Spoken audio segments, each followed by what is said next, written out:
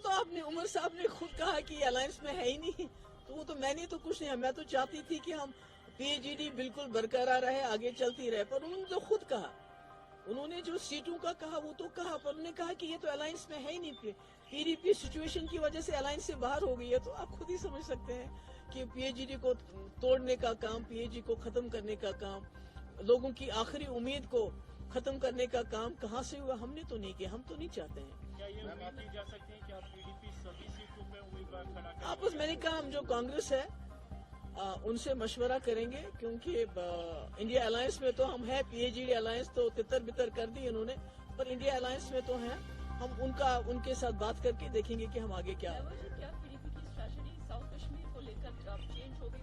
पहले अलायंस की बात होती थी, लेकिन कहीं ना कहीं आपका नाम भी आ रहा है साउथ कश्मीर अनंतनाग सीट के लेकर। नहीं, अभी तो मैंने कहा ना, मिल बैठ के आपस में मशवरा करेंगे कि how to go about it, क्या करेंगे क्या नहीं करेंगे, वो अभी हम कोई इस वक्त मैं इन सारे सवालों का आपका जवाब नहीं दे सकता।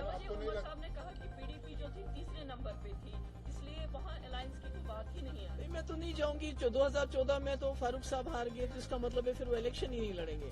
उमर साहब गांधरबल से हार गए, 2014 में सुनवार से हार गए, तो इसका मतलब हार जीत तो चलती रहती है। अगर कोई हारे तो इसका मतलब है वो दोबारा वहाँ से इलेक्शन ही नहीं लड़े। ये तो मुझे लगता है ये तो ज्यादती है। देखिए, हमने एक डेमोक्रेटिक अलायंस बनाई थी जम्मू कश्मीर में PAGD की शक्ल में। यहाँ तो बहुत रेजिस्टेंस बनी है, बहुत सारे रेजिस्टेंस करते थे, मगर वो with in constitution, with in democratic process नहीं बनते थे। ये एक यूनिक अलायंस था। तो इसको जिस तरह से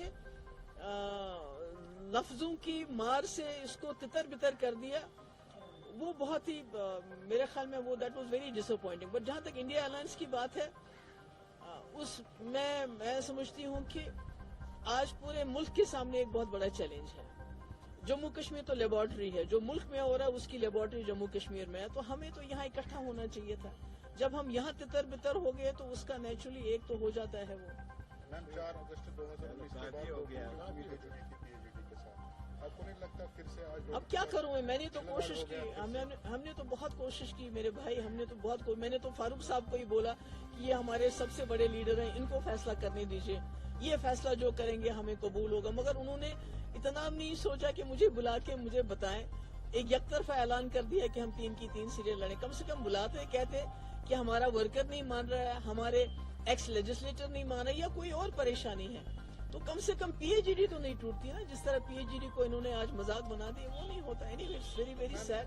आपको क्या लगता है लोगों के? अगर आप ये वीडियो YouTube पर देख रहे हैं तो हमारे चैनल को सब्सक्राइब करें और बेल आइकन को दबाना ना भूलें। अगर आप Facebook पर ये वीडियो देख रहे हैं तो हमारे पेज को लाइक करें।